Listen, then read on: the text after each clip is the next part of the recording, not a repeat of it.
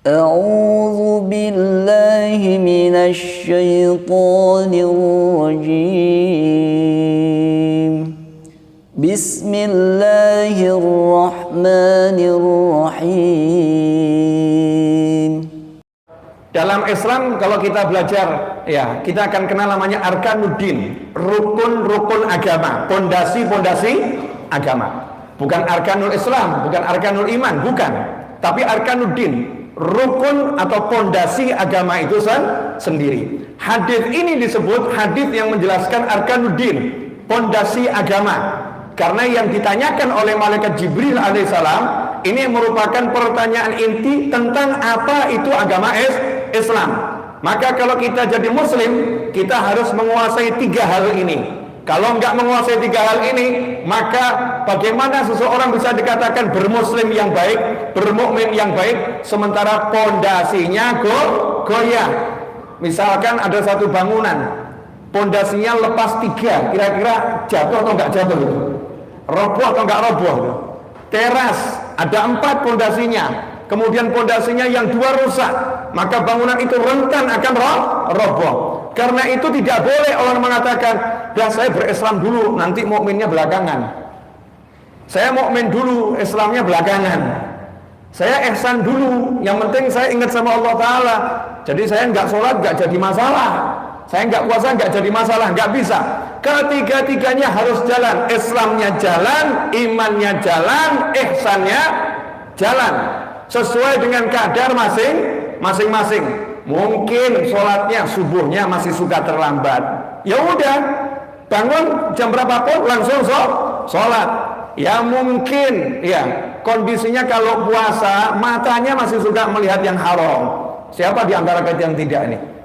Kalau Ramadan, siapa di antara kita yang matanya kalau Ramadan gak lihat yang haram? Nyatanya ya lihat televisi, ya lihat iklan yang pakaiannya tentunya kebanyakan tidak menutup aurat. Kalau kita lihatnya itu haram. Belum lagi di jalanan, masya Allah, mas-mas yang lihat mbak-mbak yang cantik-cantik kalau Ramadan keluar 1000 dalil, pandangan pertama nggak apa-apa, jadi deleng terus gitu ya. Ya naudzubillah min dzalik. Berlaku juga untuk mbak-mbak lihat mas-mas yang ganteng gitu kan ya.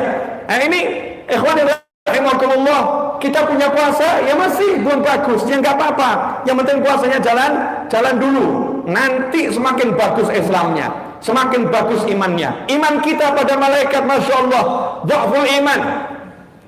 Habib kok berani ngomong gitu? Ya simpel saja. Iman kita pada malaikat lemah. Karena jelas di Al-Quran disebutkan, di kanan ini ada raqib, ada atid di kiri. Malaikat yang tidaklah kita mengucapkan satu patah kata, melainkan raqib atid ini nyatet. Yang baik dicatat, yang buruk dicatat. Pertanyaan saya, Anda kalau di perempatan-perempatan itu ya, ada kamera CCTV. Nanti kalau sistem tilang online oleh Bapak Kapolri sudah dijalankan nasional, ya jalankan nasional. Kira-kira saya mau nanya, kalau lampunya merah berani robos nggak itu? Kalau sekarang, oh ya nggak tahu juga ini ya. Ini kalau udah online begitu nerobos, kelihatan ini, berani robos. Nggak ada yang nilang lagi, tapi tiba-tiba tagihannya datang ke rumah itu. Entah bentuknya seperti apa ya, entah bentuknya seperti apa. Dengan begitu masyarakat jadi tertib. Lampu merah berhenti, lampu merah berhenti. Nanti kalau di tol, kecepatannya dipantau betul. Mulai, wah jangan-jangan di situ ada pemantau kecepatan. Mulai nggak berani kecepatannya cepat, nggak berani kebut. Kenapa? Tertib, semuanya jadi tertib. Karena ada takut kena sanksi. Pertanyaan saya, yakin nggak, iman nggak di kanan ada malaikat yang catat, di kiri ada malaikat yang catat? Yakin? Iman? Percaya? Maksiat kita jalan nggak? Dari pagi sampai sekarang kita nyapa nggak di malaikat? Malaikat, catatannya banyak mana ya? Yang kiri disapa, malaikat, please tolong dong dihapus gitu ya. Tolong jangan diupload. Ya, jangan diupload ke server pusat. Nih kalau diupload ke server pusat, ya Allah, hapusnya susah nih. Sebelum diupload tolong dihapus dulu ya. Tolong diformat. Malaikatnya udah diajak ngobrol belum ini? Dari mulai pagi sampai tidur sama sekali tidak merasa didampingi malaikat. Jujur.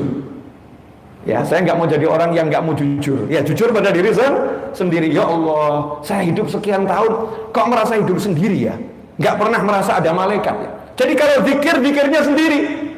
Zikir sendiri, nggak merasa ada malaikat yang dampingi, nggak mengajak malaikat yang di tubuhnya, karena tidak ada bagian di tubuh kita ini yang nggak dijaga malaikat.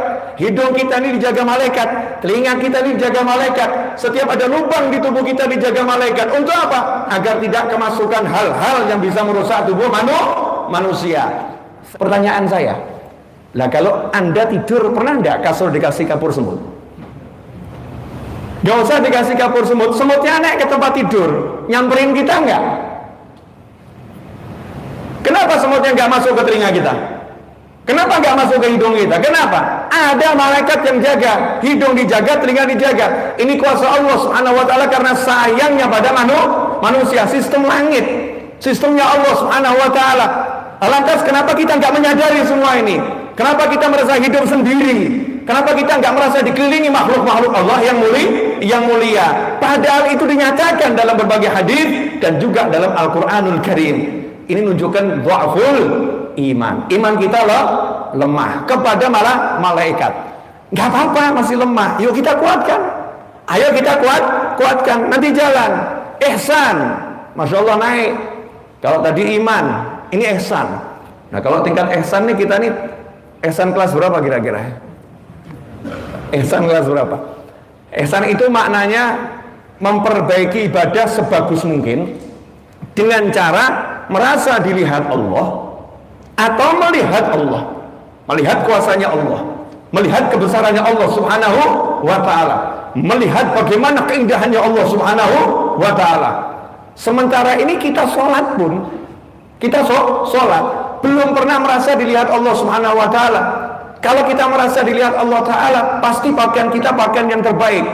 Kalau kita merasa dilihat Allah Ta'ala, kalau mau sholat disunahkan bersiwak atau gosok gigi. Orang mau ketemu calon istrinya, mau ketemu calon mertuanya, pakaiannya diindahkan, mulutnya bukan cuma gosok gigi, bahkan kumur dengan obat yang macam-macam itu. Biar nanti kalau ngomong aroma harum, nggak aroma yang nggak enak dan lain sebagainya.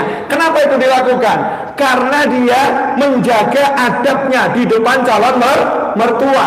Karena dia malu dengan calon istri, merasa dilihat, merasa dipantau, merasa diperhatikan. Sementara Allah Maha melihat, Allah Maha mengetahui, Allah Maha mengerti. Di hadapan Allah Subhanahu wa ta'ala kita merasa tidak di hadapan siapapun. Zahirnya saja belum kita perbaiki. Jangan kita sok merasa, oh yang penting hatiku. Kalau hati kita baik, zahir kita pasti baik. Karena zahir mengikuti batin. Kalau batin kita itu belum baik, zahir kita pasti banyak yang belum baik. Ikhwani rahimakumullah. Ihsan merasa dilihat Allah Subhanahu wa ta'ala. Perasaan seperti inilah yang dimiliki oleh setiap muslim seharusnya. Jadi nggak nunggu nanti saya ihsannya, nanti saya akan ihsan, besok saya akan ihsan. Setiap sholat itu sudah harus merasa ihsan, karena sholat menghadap Allah Ta'ala. Tapi selama ini arkanuddin ini tidak kita jalankan. Kita nggak pupuk betul, kita nggak jaga arkanuddin. Kita sekedar menjalankan ibadah tanpa kita merasa ini pondasi. Karena itu yang terjadi, begitu sedikit kena ujian, goyah ini manusia. Sedikit saja. Jadi kalau ditanya, kenapa saya mudah atau rentan hidup saya ini hancur, suntuk, ruwet? Jawabannya, ya kamu cek itu sholatmu, selesai. Mari kita cek sholat kita, mari kita cek zikir kita, wirid kita cek puasa kita cek iman kita pada Allah Subhanahu wa ta'ala, pada malaikat-malaikatnya Allah, pada kitab-kitabnya Allah. Kalau kita iman sama Al-Quran, kita percaya semua ajaran Al-Quran itu adalah kebenaran yang mutlak, maka hidup kita akan enak. Tapi kita lebih percaya berita yang dimuat oleh pemberitaan daripada ayat-ayatnya Allah Subhanahu wa ta'ala. Bukan berarti kita nggak percaya ayat-ayatnya Allah. Kalau kita percaya ayat-ayatnya Allah, pasti kita tiap hari akan lebih banyak membuka Al-Quran dibandingkan membaca berita-berita yang ada. Ternyata enggak.